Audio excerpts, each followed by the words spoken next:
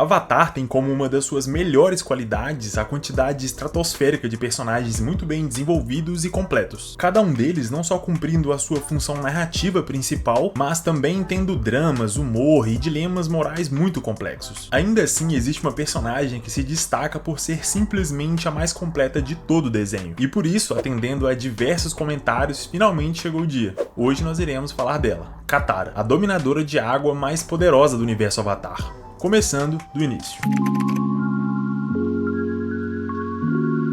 A jornada da Katara começa de verdade quando ela é a primeira a confiar no garoto estranho que ela e o seu irmão Sokka encontram congelado no iceberg. Por conta da guerra, os irmãos haviam ficado praticamente órfãos, já que a mãe deles foi morta pela Nação do Fogo e o pai foi pra guerra contra o mesmo inimigo. Assim, cada um deles teve que assumir um papel de adulto muito prematuramente. O Sokka, o de proteger a irmã e a tribo, e a Katara de ser a mãe que eles não tiveram. Mas com a chegada de alguém como o Aang, tudo o que eles acreditavam deixava de fazer sentido. Os dobradores de ar não estavam extintos, e principalmente o Avatar estava de volta, e ele era o perfeito símbolo de esperança, algo que nem a tribo nem o restante do mundo tinham há muito tempo. Katara é a primeira pessoa a desafiar as decisões conservadoras de Sokka e da tribo como um todo. Enquanto todos queriam expulsar o Aang e continuar vivendo isolados do mundo com medo da guerra, ela sabia que ajudar o Aang era uma oportunidade única para não só conhecer o mundo e a si mesma, mas também para acabar com a guerra. E como vamos descobrir mais pra frente no vídeo, se tem uma coisa que não falta na Katara é coragem, e por isso ela parte em uma viagem rumo ao desconhecido com Aang e Sokka, sendo não só o equilíbrio entre o otimismo inocente do Aang e o pessimismo exagerado do Sokka, mas também a base de empatia e tranquilidade do grupo, algo que fica muito claro quando Aang vai até o Templo do Ar do Sul em busca de outros dominadores de ar e do seu mestre também amigo, o monge Gyatso. Ao chegar no local, Aang acreditava que aquele seria o mesmo santuário em que ele viveu há 100 anos atrás, um local cheio de paz e segurança, onde a guerra e a destruição jamais chegariam.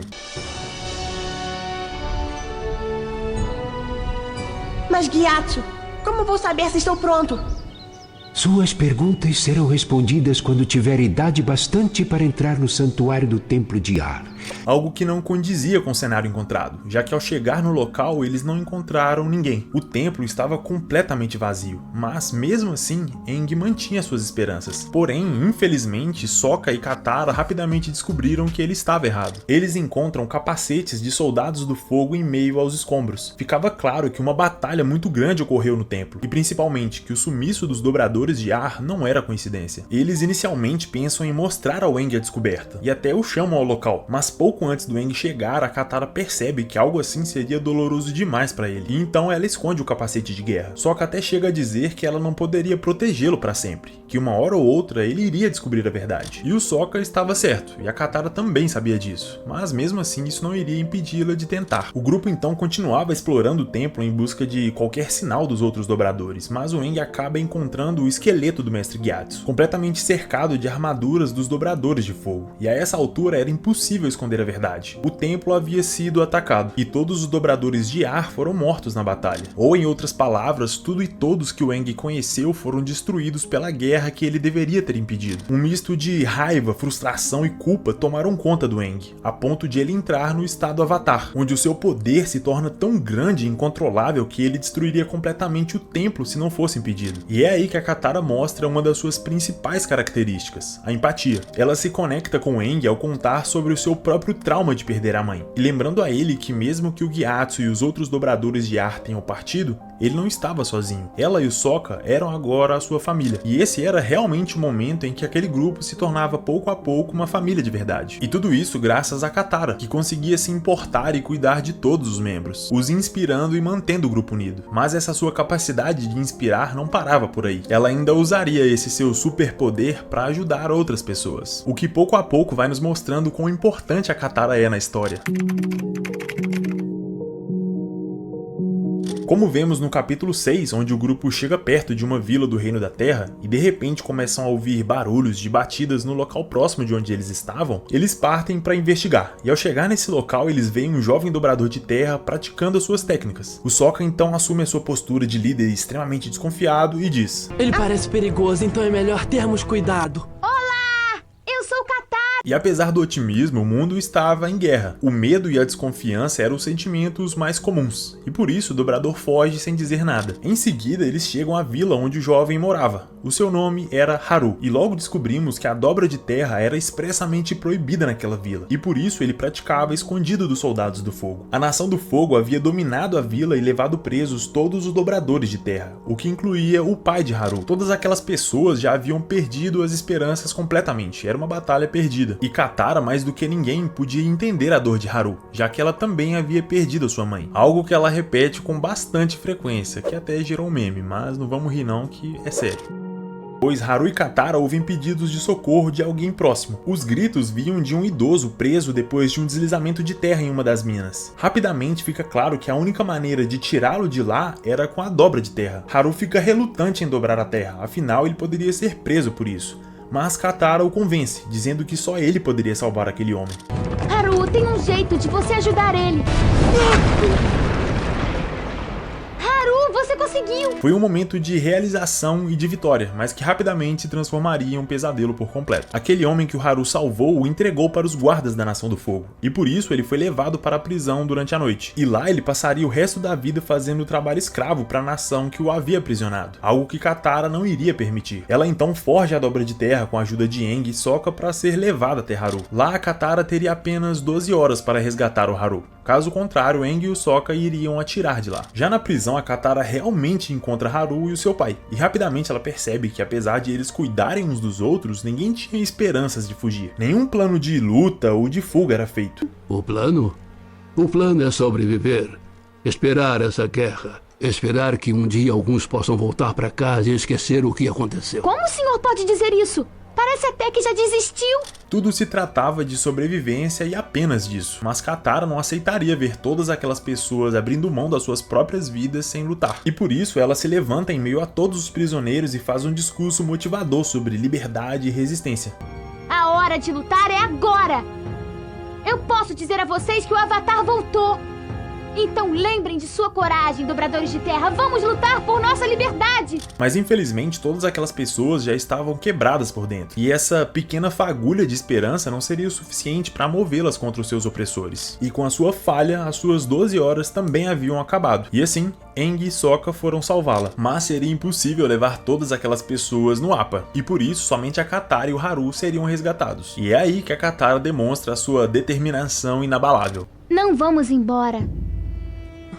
Eu não vou desistir dessas pessoas. Katara conseguia ser muito persuasiva quando queria, e aqui não seria diferente. Ela convenceu o Sokka e o Aang a ficarem para ajudar todas aquelas pessoas. Juntos, eles bolaram um plano que poderia devolver àquelas pessoas não só a esperança, mas também a sua capacidade de dobrar a terra. Eles fariam com que todo o carvão subisse para a superfície da plataforma, e assim permitiriam que eles dobrassem o material. Essa é a sua chance, dobradores de terra! Aproveitem, o seu destino está em suas mãos! Mais uma vez, aqueles velhos rostos cansados não seriam motivados nem mesmo pela possibilidade de lutar novamente. Mas é aí que o inconformismo e a atitude de Haru mudam tudo. Ele é o primeiro dominador de terra a atacar os soldados inimigos. E assim os demais começam a lutar também, cada um protegendo o outro, revivendo o que tornava o povo da terra tão poderoso. A união. Tudo isso pela capacidade da Katara de lutar pelos indefesos e inspirar as pessoas. Ela não só mantinha o próprio grupo unido, mas também era capaz de influenciar a vida de todos ao seu redor. Eu quero te agradecer por me salvar. Ah, só foi preciso um pouco de carvão. Não foi o carvão, Katara. Foi você. A essa altura ficava cada vez mais claro o quão forte a Katara estava se tornando. Mas o seu principal desafio ainda estava por vir. O momento em que ela deveria provar a sua força de vontade contra um adversário quase imbatível.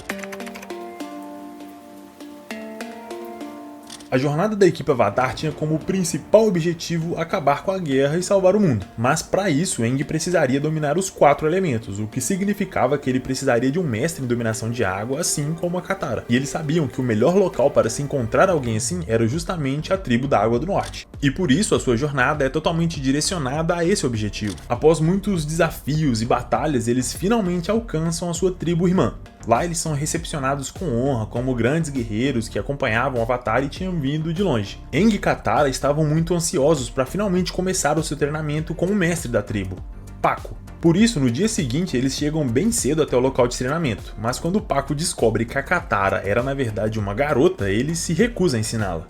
Na nossa tribo, as mulheres são proibidas de treinar a dominação de água. Katara obviamente não aceita essa tradição idiota e por isso discute com o Paco. Paco diz que na tribo do norte as mulheres aprendem a dobra apenas para a cura e não para a luta, e que a Katara poderia aprender com ela se quisesse. Eu não quero curar, eu quero lutar. Mas a nossa tribo tem costumes, regras. Essas regras são horríveis. Ela se via numa situação muito complicada. Depois de todo o esforço para chegar até ali e ser rejeitada só por ser mulher, simplesmente não fazia sentido. E o Aang também não concordava com aquilo. E por isso ele diz que se ele não treinasse a Katara, ele também não o treinaria. Mas isso claramente é uma atitude precipitada e irracional. Afinal de contas, quem precisava de treinamento era o Aang. O mestre Paco não tinha nada a perder se não o treinasse. Não diretamente, né? O mundo poderia ser destruído, mas ele não estava levando isso em conta naquele momento.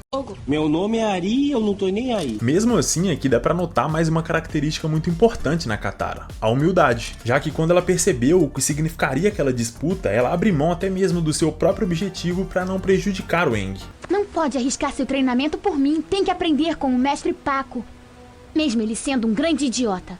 Depois disso tudo, Katara vai até o grupo de mulheres que aprendiam sobre cura a contragosto. Afinal, ela era uma guerreira com muito potencial. Seria um completo desperdício ela ficar apenas curando quando ela podia fazer muito mais. E é por isso que o Aang e a Katara bolam um plano super genial para poder burlar esse sistema idiota. Aang aprenderia com o mestre Paco durante o dia e ele ensinaria a ela durante a noite tudo que aprendeu. E assim ele teria com quem praticar e ela não ficaria sem aprender. Era mesmo um ótimo plano, exceto pelo fato de que o mestre Paco iria descobrir rapidamente o que eles estavam fazendo. Já peguei! Você desrespeitou a mim, aos meus ensinamentos e toda a minha cultura. Você não é mais bem-vindo como meu aluno. Após isso, eles pedem o mestre da tribo para conversar com o Paco. Assim ele poderia aceitar o Aang de volta como aluno. E ele até aceitaria, mas com uma condição: que a Katara se desculpasse com o mestre Paco. Não! Eu não vou pedir desculpas a um homem amargo como o senhor! Se for homem o bastante para me enfrentar, eu tô lá fora. Sei que ela não quis dizer isso. Ou será que não? É isso mesmo, senhoras e senhores. Ela chamou o véi pro X1. Braba. Mas, apesar de toda a sua determinação, o mestre Paco faz a pior coisa possível. Ele a ignora. E aí, resolveu aparecer, é? O senhor não vai lutar? Volte para a cabana de cura com as outras mulheres, onde é o seu lugar. E assim a luta começa. Era clara a diferença de habilidade entre eles, mas a cada segundo a Katara mostrava não só resistir aos ataques, mas também ser capaz de revidar. A luta era muito mais do que provar quem era o mais habilidoso na dobra d'água, mas era sobre a Katara provar que ela não era de maneira alguma inferior só por ser mulher, e que no fim das contas ela tinha ainda mais potencial do que qualquer outro aluno que o mestre Paco já teve, a ponto de ele mesmo reconhecer o seu potencial. Você é uma excelente dominadora de água. Katara continuava dando tudo de si, e apesar de se sair muito bem, ela ainda tinha muito a aprender. E estava lutando contra um mestre com anos de experiência na dobra. E por isso, no final, ela é derrotada. Mas entre Paco e Katara havia um elo tão forte quanto a própria dominação. Ao encontrar o colar de Katara no chão, Paco o reconhece como sendo o mesmo colar de noivado que ele fez para sua amada há 60 anos. Na época, ele estava apaixonado por uma mulher que também não aceitava as tradições da tribo da Água do Norte, e que por isso acabou fugindo para a tribo do Sul. E lá ela seguiu a sua vida. E essa era a avó de Katara, Kanna, uma mulher que, assim como a Katara, também não aceitava ter a sua vida completamente destruída por tradições idiotas. E por isso lutou por um destino diferente. Essa percepção fez o próprio mestre Paco mudar as suas crenças. O sol já nasceu? Está atrasada? E agora ela seria finalmente uma dobradora completa e pronta para novos desafios que viriam a seguir. Desafios que iriam testar e muito não só a Katara, mas todo o grupo. A equipe Avatar avança em direção ao seu objetivo de acabar com a guerra, mas para isso eles vão precisar de ajuda, e muita. É aí que a Toph entra, uma das personagens mais interessantes e divertidas de toda a obra, que inclusive já ganhou seu próprio vídeo aqui no canal. Então dá uma olhada no card caso você ainda não tenha visto, que acho que você vai gostar bastante. Durante a sua jornada, o grupo acaba preso no deserto sem o Appa, já que ele havia sido sequestrado por dobradores de areia. Um tema muito mais complexo e simbólico do que parece, mas que se encaixa melhor num vídeo dedicado ao Aang. Então comenta aí se você quiser ver um vídeo do dobrador de ar mais poderoso do universo Avatar. E nesse trecho da história acontece algo muito interessante e até diferente, eu diria. Em cada desafio ou dificuldade que o grupo passou, Aang sempre esteve ao lado de Katara, ajudando a manter o grupo unido e forte. Mas não aqui. Ao perder o Appa, o Aang surta completamente, sendo tomado pelo ódio e pela frustração, o que faz ele até mesmo deixar o grupo para trás enquanto busca pelo Appa no deserto. Katara, Toph e Sokka continuam perdidos na imensidão de areia que parecia infinita, sem fazer ideia da direção certa num sol escaldante e praticamente sem água. Esse é provavelmente o momento mais baixo da equipe, em que mesmo tendo dobradores extremamente poderosos e um estrategista nato, muito pouco poderia ser feito. Sokka ainda faz a gentileza de ficar chapadão de cacto, o que rendeu cenas bem engraçadas, é verdade, mas do ponto de vista do grupo foi uma péssima ideia, já que ele perdeu completamente a noção e forçou o restante do grupo a cuidar dele 100% do tempo. Mais especificamente a Katara, já que a Toph era cega e apesar de conseguir ver com as vibrações do solo, naquele terreno arenoso ela não conseguia ver praticamente nada, então ela era quase inútil. E mesmo quando o Aang volta pro grupo, ele está tão cheio de raiva que perde completamente a esperança e desiste. Todos estão destruídos de alguma forma, e é aí que a Katara mostra a sua verdadeira força, a determinação. Nós vamos sair desse deserto e vamos fazer isso juntos. Temos que conseguir. Essa cena deixa muito claro que se não fosse a determinação e a atitude da Katara, todos provavelmente teriam morrido naquele deserto, e a guerra nunca teria acabado, ou acabaria com a Nação do Fogo vencendo. A Katara consegue agir sempre no momento exato de necessidade, sempre com a sabedoria que o grupo precisa, e isso faz dela um componente indispensável da equipe. Ela ainda tem a sensibilidade de entender o momento de cada um. Mesmo que o Aang estivesse agindo como um perfeito babaca, ela sabia que ele estava muito ferido por ter perdido o Appa, e por isso agia daquela forma. Por todo o tempo ela fez o melhor que pôde para apoiá-lo até que ele voltasse a ter esperanças. Algo que ela também faz quando eles passam por uma pequena vila pesqueira no Reino da Terra. Ao pararem para comprar suprimentos, eles se deparam com uma vila extremamente pobre e deprimente. A aldeia está morrendo aos poucos por conta da falta de alimentos e de água limpa. Tudo por culpa de uma fábrica da Nação do Fogo que estava jogando toda a sujeira rio abaixo. Katara se incomoda com a situação e quer ajudar, mas o Sokka nega, mostrando que o seu realismo extremo pode ser bem cruel às vezes. Essas pessoas morrem de fome e você vira as costas pra elas? Como pode ser tão frio e impiedoso? Eu não tô virando as costas, só tô sendo realista. Não dá pra ficar ajudando toda a cidadezinha porque passarmos. Vamos ajudar todas elas destronando o Senhor do Fogo. Aí, tá. Eles realmente têm um macro objetivo de se unir com o Reino da Terra para organizar um ataque e derrotar a Nação do Fogo durante o eclipse, que é justamente quando os dobradores de fogo perdem a sua dominação. Então o mais lógico seria sim focar nessa missão que tem o potencial de salvar todas as aldeias. Mas a Katara se recusa a simplesmente ignorar aquelas pessoas. E mesmo que ninguém a apoiasse, ela não iria deixar aquilo continuar. Ao saber sobre um espírito protetor da aldeia conhecido como a Dama Pintada, Katara consegue a oportunidade perfeita. Para ganhar algum tempo, ela forja uma doença no Appa, pintando a sua língua com várias frutinhas. Assim, o grupo seria forçado a ficar ali por mais algum tempo. Ela então se disfarça como a estátua que ela viu e finge ser o próprio espírito para poder ajudar a população em segredo. Assim, eles não só teriam os suprimentos que precisavam, mas também algo que eles haviam perdido há muito tempo: a esperança. Apesar do seu plano super elaborado, Aang acaba descobrindo seu disfarce e decide ajudar. Eles juntos destroem a fábrica da Nação do Fogo. Afinal, esse era o único jeito de ajudar aquelas pessoas definitivamente. E tudo corre perfeitamente bem. Mas pela manhã, os soldados da fábrica vão até a vila para se vingarem. E mais uma vez a Katara interfere para salvar aquelas pessoas, mostrando que apesar da importância do seu macro objetivo de salvar o mundo durante o eclipse e tal, existiam pessoas que precisavam de ajuda hoje e não daqui a um mês. Ela era sensível e empática o suficiente para se importar com pessoas, mesmo que eles fossem desconhecidos, simplesmente por eles estarem precisando de ajuda, mostrando que no fundo ela queria sim ajudar e cuidar de todos, algo que fica ainda mais claro em um dos episódios mais marcantes da sua trajetória. Desde que a Toph entrou no grupo, ela e a Katara tiveram as suas diferenças. Ambas tinham preocupações e estilos de vida muito diferentes, e isso acabava gerando muitos atritos entre elas. Katara cresceu sendo a mãe do Sokka, fazendo tudo funcionar e organizando tudo. Já a Toph cresceu sendo controlada por pais super protetores, e por isso ela ansiava por liberdade mais do que qualquer outra coisa. E quando ela finalmente começou a sua jornada, ela não aceitava as ordens da Katara, que por sua vez acabava sendo bastante controladora em algumas situações. Ah, eu entendi. Você está agindo assim por causa dos seus pais. Que seja. Eles te controlavam muito, aí você fugiu e agora age como se seus pais não existissem. Age como se odiasse eles, mas não odeia. Só se sente culpada. Eu odeio eles. Olha, eu acho que não. Acho que sente a falta deles. Mas você não quer aceitar. Em vez disso, age como uma garota maluca. Era meio óbvio que a Katara tinha razão, mas toda essa intromissão soava muito mal pro grupo, como se ela realmente quisesse agir como a mãe deles. Não vira as costas pra mim enquanto eu estiver falando com você! Você não é minha mãe nem a mãe deles! Eu não disse que eu era! Não, mas você age como se fosse. Você acha que pode mandar em todo mundo, mas não pode. Você é um adolescente normal, como todos nós. Então para de agir como se você mandasse em mim. Eu posso fazer o que eu quiser. Ok, a Toph também tem razão. Obrigada. E é isso que torna essa briga tão interessante. As duas estão certas e erradas ao mesmo tempo. Mas caso você ainda não esteja convencido... Eu não ajo desse jeito. Sokka, eu ajo como uma mãe? Aí, vê se me tira dessa, tá? E o que você acha, Aang? Eu ajo como uma mãe? Nem eu. Para de esfregar o olho e fala logo, garoto. Sim, senhora.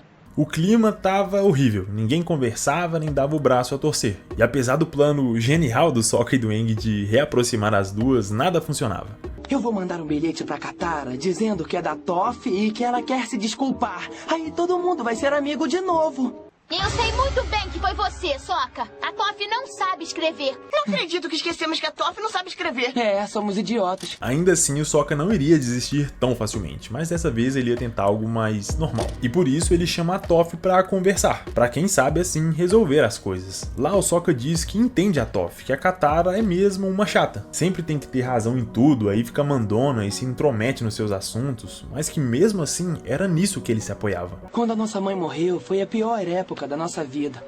A nossa família ficou um caco. Mas a Katara, ela teve muita força. Tomou a frente e assumiu toda a responsabilidade. Preencheu o vazio deixado pela mamãe. Parece que a Katara cuidou de mim durante a minha vida toda. Ela sempre estava do meu lado. E agora, quando eu tento lembrar da minha mãe, o rosto da Katara é o único que consigo ver. Toph, ao ouvir isso e perceber que o Sokka estava mesmo se abrindo, resolve se abrir também. E é aí que percebemos que a relação das duas é bem mais complexa do que parece no primeiro momento. A verdade é que às vezes a Katara age como se fosse a minha mãe. Mas isso nem sempre é ruim. Ela é piedosa e gentil e se importa mesmo comigo. Sabe, com o meu verdadeiro eu. Mais do que a minha própria mãe. Aqui fica bastante claro que a Katara realmente fazia tudo isso que a Toph falou, sendo controladora e mandona a ponto de ser chata, exatamente como uma mãe faria. Mas que em tudo isso havia algo muito importante: o amor. A Katara realmente se preocupava com cada um deles. Ela fazia o que fazia pelo bem de cada um. E por mais que ela exagerasse ou às vezes até errasse no processo, ela errava tentando acertar. E aqui novamente vemos a sua humildade em ação. Ao perceber tudo isso, ela tenta genuinamente agir de uma maneira diferente, não ser tão controladora e tenta se juntar a Toph nos seus golpes, que foram inclusive o início de toda a discussão. As coisas não dão tão certo, infelizmente, e no fim das contas elas acabam presas, o que serviu como uma oportunidade para as duas se aproximarem e resolverem as suas diferenças. Isso funcionou tão bem que a própria Toph também cedeu, pedindo a ajuda da Katara para escrever uma carta para seus pais, já que ela mesma não sabia escrever. Katara conseguiu, através da sua compreensão, entender a Toph, continuando assim o seu papel de mãe do grupo, mas dessa vez sem sufocá-los demais. Mas, por mais bonito que tudo isso seja, não podemos esquecer do ponto principal desse vídeo. A Katara é a personagem mais completa de Avatar, e por isso não poderiam faltar nessa análise os momentos mais absurdos da personagem, onde ela demonstra não só o seu potencial de dobra d'água, mas também a força dos seus princípios e convicções. O grupo compartilhava uma fogueira e histórias de terror em meio à floresta escura. Sokka fazia o seu melhor, mas nenhuma das suas histórias dava realmente medo como ele queria. É aí que a Katara conta uma história antiga que a sua mãe havia lhe contado quando pequena. Era uma história real, sobre toda uma família que havia desaparecido completamente do nada. Um mistério que nunca foi solucionado. Como se eles já não estivessem com medo bastante, Toph diz ter ouvido gritos vindos do fundo da montanha. Eles a princípio não acreditam, afinal deve ser só a imaginação da Toph. E é aí que completamente do nada uma velha aparece no meio da floresta escura. Ela diz se chamar Hannah, a dona de uma estalagem próxima. Ela então diz que eles não deveriam ficar na floresta à noite, já que muitas pessoas desapareciam misteriosamente naquela floresta. Ela se comportava como uma boa velhinha, muito gentil e prestativa, mas já vimos em uma experiência recente que velhinhos gentis nem sempre são o que parecem. Pouco a pouco ela começa a mostrar o quão estranha ela era, como se escondesse um enorme segredo. E por conta disso, nosso detetive Sokka começa começa a procurar pela estalagem por algumas respostas. Depois de procurar um pouco, eles encontram uma caixinha trancada, mas antes que pudessem abri-la, Hannah chega e decide mostrá-los o que havia lá dentro. Um antigo pente feito na tribo da Água do Sul. É aí que ela revela ser uma conterrânea da tribo da Água do Sul, e também uma dobradora d'água. Ela foi uma das dobradoras capturadas há 60 anos, quando os ataques da Nação do Fogo começaram. Pouco a pouco, os dobradores de água eram levados até serem completamente erradicados da vila, aprisionados em lugares terríveis. Ela somente pôde sobreviver graças à sua criatividade de conseguir tirar água de várias fontes. E por todo esse conhecimento acumulado, ela queria ensinar a Katara, repassar as suas técnicas para que o seu legado continuasse. Ela então mostra a Katara como retirar água de plantas e até mesmo do ar. Técnicas muito poderosas, mas que resultariam em algo muito macabro. Durante a lua cheia, Hannah leva a Katara até a floresta para lhe mostrar a sua técnica mais poderosa. Nos anos que passou presa, Hannah não tinha acesso a nenhuma fonte de água, mas durante as noites de lua cheia, ela sentiu seu poder aumentando. Pouco a pouco, ela percebia que os seres vivos nada mais eram do que sacos de carne cheios de água. E após anos aperfeiçoando essa sua técnica, ela finalmente estava pronta para agir. E na próxima noite de lua cheia, Hannah andou livremente pela prisão, conseguindo assim a sua liberdade de volta. Tudo graças à sua técnica mais poderosa, a dobra de sangue. E apesar de ser um poder absurdamente forte, Katara se sente muito relutante em usar uma técnica tão sombria.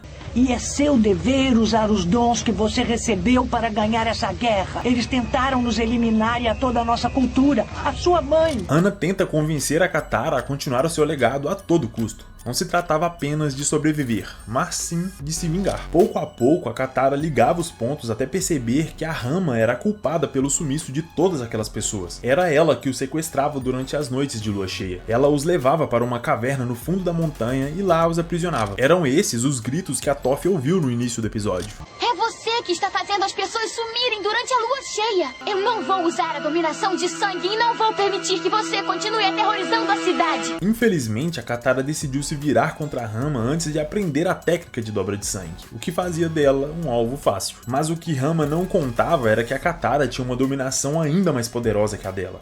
E por isso ela foi capaz de se libertar e estava claramente em vantagem. Nesse momento, Sokka e o Aang chegam no local para ajudar a Katara, mas nesse contexto eles acabaram sendo dominados pela Rama, que ao perceber que a Katara ainda podia se defender dos ataques forçados dos amigos, Rama adotou uma estratégia diferente. Jogar o Sokka contra o Aang, apontando a sua espada para o amigo. Era claro que se a Katara não o impedisse, ele iria morrer. E é aí que uma das cenas mais perturbadoras acontece.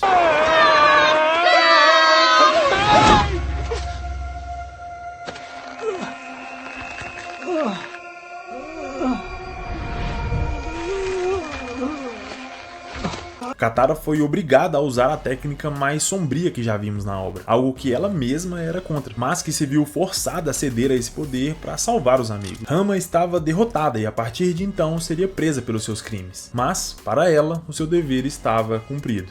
Meus parabéns, Katara. Você é uma dominadora de sangue. Essa era uma técnica que a Katara se recusaria a usar, por ser contra os seus princípios. E por isso, mesmo sendo uma técnica muito poderosa, ela não usaria em nenhuma hipótese. Pelo menos era isso que a Katara pensava. Por toda a obra, um tema é sempre recorrente quando falamos da Katara, o trauma de ter perdido a sua mãe. Ao se deparar com os traumas e perdas de outras pessoas ao longo da jornada, ela sempre fala sobre como foi traumático para ela ter perdido a sua mãe e tudo mais. Fica bastante claro que esse é um assunto muito delicado para ela, que ainda não foi encerrado e que ainda precisa de um ponto final. Durante o ataque, Katara era pequena demais para fazer qualquer coisa, mas agora as coisas eram diferentes. Ela estava cada vez mais próxima de se tornar a dobradora de água mais poderosa do universo Avatar, e provavelmente poderia enfrentar um batalhão inteiro sozinha. Mas, mesmo com todo esse poder, não havia nada que ela pudesse fazer. Afinal de contas, ela não fazia ideia quem eram os responsáveis pelo ataque. E é aí que o Zuko entra. Ele havia acabado de se tornar um membro da equipe, após o seu longo arco de desenvolvimento, que adivinha, já foi explicado em detalhes no seu vídeo dedicado, que se você não viu ainda, dá uma olhadinha que você vai curtir bastante. O Zuko passou muito tempo perseguindo e tentando capturar o Aang. Ele foi, por toda a jornada, o rosto que aparecia quando alguém falava sobre o inimigo. E por isso ele não seria aceito tão facilmente depois de tudo que havia feito. Curiosamente, a Katara era quem apresentava a maior resistência contra o Zuko. Com razão, é claro, afinal ela foi a primeira a confiar que ele havia mudado quando eles ficaram presos ainda no livro 2. E mesmo depois de ela ter confiado nele, Zuko os traiu novamente. E isso quebrou o voto de confiança que a Katara deu a ele. E é como diz o ditado, a confiança depois que é perdida é extremamente difícil de se recuperar. E por isso ele faz o possível para descobrir quem foram os responsáveis pela morte da mãe da Katara. E após descobrir isso, ele se dispõe a ajudá-la a se vingar. Mas ao contar para o grupo o que ela pretendia fazer, o Aang se opõe, dizendo que por mais que ela esteja sofrendo, a violência e a vingança não eram um caminho. Esse é o momento mais baixo da Katara. E isso fica bastante claro com essa cena. Katara, ela também era minha mãe. Mas eu acho que Aang pode ter razão. Então você não a amava como eu. Katara! Ao se afundar na sua sede de sangue, ela estava disposta a cortar os laços com Aang e com seu próprio irmão. Naquele momento, nenhum preço seria alto demais em prol da sua vingança. E o Zuko também não ajudava muito. Os monges diziam que a vingança é como uma víbora-rato de 2 cabeças. Enquanto você vê seu inimigo cair, está envenenando a si mesmo. Isso é lindo, mas aqui não é a pré-escola do Templo do Ar, é o mundo real. E aqui, mais uma vez, podemos ver um embate entre filosofias opostas, e é o que deixa essa obra tão incrível. Agora que eu sei que ele está por aí, eu sinto que eu não tenho escolha. Mas, Katara, você tem uma escolha, o perdão. Isso é o mesmo que não fazer nada. Não é, não. Não fazer nada é fácil, mas é difícil perdoar. Não é só difícil, é impossível. Katara estava determinada a se vingar, e como já vimos, a sua determinação é inabalável. E por isso ela parte com o Zuko em busca do seu alvo. A dupla então intercepta as informações sobre a localização do responsável pelo ataque. E é aí que conhecemos o homem que fez todas aquelas atrocidades na tribo da Água do Sul. Um homem triste, frustrado e fraco. Alguém que tenta viver uma vida comum enquanto é xingado todo o tempo pela sua mãe, demonstrando o quão horrível deveria ser a sua vida a essa altura. Eles o emboscam e Katara o confronta pelos seus atos com um olhar que nunca havíamos visto antes. É a garotinha da tribo da água. Solte ela e doe a informação que você quiser. Você ouviu sua mãe? Cai fora daqui! Ela protegeu a última dominadora de água. Quem? O quê? Eu!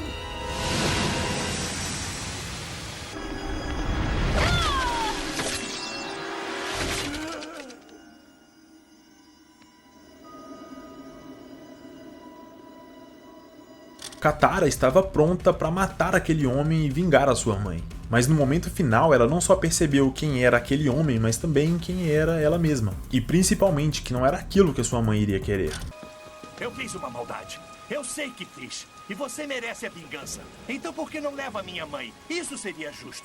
Aquele homem nada mais era do que alguém fraco e vazio. Alguém disposto a entregar a própria mãe para se manter vivo.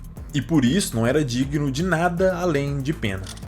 Sempre imaginei que tipo de pessoa podia fazer uma coisa dessas.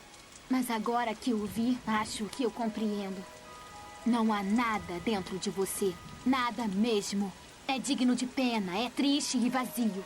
Mas por mais que eu odeie você, não consigo fazer isso. Assim, Katara retorna até os seus amigos, mas agora em uma nova etapa em direção à resolução para o seu trauma. Katara pôde finalmente enfrentar o seu maior inimigo, algo que a consumia e corroía por dentro. O seu ódio. E mesmo que ela não tivesse perdoado aquele homem, ela havia percebido quão insignificante ele era, e que por isso não tinha o direito de destruir mais nenhuma parte da sua vida. Era hora de seguir em frente, mas dessa vez ainda mais forte, e pronta para o seu desafio final, o momento que a consagraria definitivamente como a dobradora de água mais forte.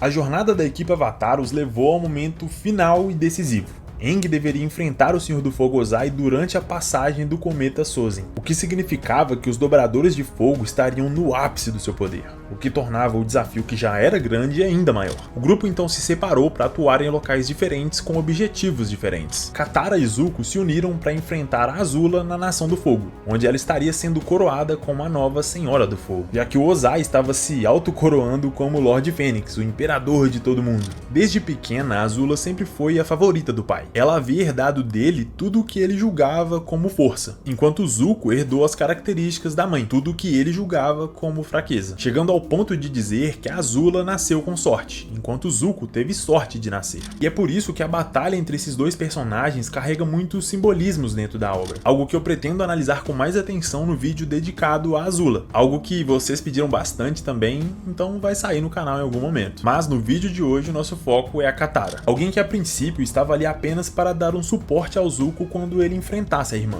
mas que acaba tendo boa parte do protagonismo depois das tramóias da Azula. Ao ser confrontada pelo irmão, a Azula o provoca para resolverem aquilo de uma vez por todas no Agni Kai, um duelo X1 até a morte. Katara acredita que o Zuko não vai cair nessa provocação, afinal a Azula só fez aquilo porque sabia que contra os dois ela não teria chance. Mas ao contrário do que Katara esperava, o Zuko aceita o desafio. Ele tinha percebido que havia algo estranho com a irmã, algo quase imperceptível, mas tinha alguma coisa errada. O que será, hein? Katara confia na decisão do Zuko e assim começa o combate. A luta é fenomenal. Ver dois dominadores tão poderosos no ápice do seu poder se enfrentando é foda demais. Mas ao perceber a sua desvantagem na luta, a Azula fica ainda mais descontrolada. Zuko até a provoca por não estar lançando os seus raios como sempre fez, já que para isso era necessário estar com a mente tranquila e em paz, algo que definitivamente a Azula não estava naquele momento. A essa altura, o Zuko estava mais do que preparado para se defender dos raios de Azula, e por isso estava confiante que poderia redirecioná-los e vencer. Mas é aí que a Azula mostra mais uma vez que a honra nunca foi algo que ela se preocupou de verdade. Ao atacar a Katara, a Azula quebrava o Agni Kai e forçava o Zuko em uma situação de extrema desvantagem. Ou ele se sacrificava pela Katara, ou ela provavelmente morreria com o golpe. Zuko, por sua vez, não hesita em salvar a amiga. Katara, ao tentar ajudar o Zuko, é impedida pelos ataques de Azula. Para ela, qualquer meio era válido para alcançar os seus objetivos. E agora era só derrubar mais uma e já era, ela teria vencido. O que a Azula não contava era que a Katara era mais do que capaz de lidar com ela. E é aqui que vemos um dos embates mais interessantes e simbólicos da obra. As duas dominadoras mais fortes dos seus respectivos elementos, lutando para proteger os seus objetivos e os seus ideais. Duas personagens extremamente poderosas, inteligentes e habilidosas. Azula, em poder de fogo, se sobressaía em relação a Katara, o que pode parecer meio óbvio, mas o que eu quero dizer é que ela tinha mais poder ofensivo. Mas a Katara não era só mais versátil, mas também mais esperta, e por isso ela atraiu a Azula para um local onde ela teria a vantagem, e lá prendeu a dominadora de fogo em uma armadilha, para em seguida a acorrentar, o que também é bastante simbólico quando paramos para pensar que a Azula passou a vida inteira presa nessa sua obsessão de poder e perfeição. Enquanto a Azula chora desesperadamente por ter perdido e falhado, Zuko e Katara cumpriram seu objetivo, tendo a Katara se provado definitivamente ser a dobradora de água mais poderosa. Aquela que tem a racionalidade e otimismo na medida certa, e pode ser a mãe que cuida de todos, mas também sentir ódio e raiva quando necessário, mas que mesmo assim não se deixa ser dominada por esses sentimentos. Alguém que não só pode vencer inimigos poderosos sozinha, mas que pode fazer isso sem perder as suas características mais importantes. A Katara é, sobretudo, humana, tendo as suas falhas e defeitos bem claros, assim como as suas qualidades, e por isso ela é a personagem mais completa da obra. Ela literalmente tem tudo.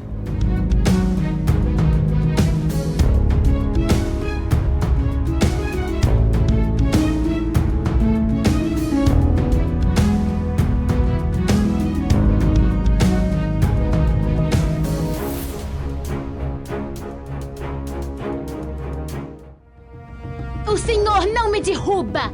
Bom, espero de verdade que você tenha gostado desse vídeo, assim como eu gostei de fazer. Eu tenho curtido bastante fazer esses conteúdos de Avatar, que é facilmente uma das minhas obras favoritas da vida. Até porque logo mais sairão outros vídeos de Avatar e também de outras obras. Então se você quer acompanhar esse conteúdo e não perder nada, já se inscreve aí. E já aproveita para sugerir qual obra ou personagem que você quer ver aqui no canal. Mais o meu muito obrigado pela sua atenção e pelo seu tempo, e principalmente um agradecimento especial aos membros do canal, que são Cauê Oliveira, José Júnior e Marília Ferraz. Tamo junto, é nóis, e te vejo no próximo vídeo. Valeu!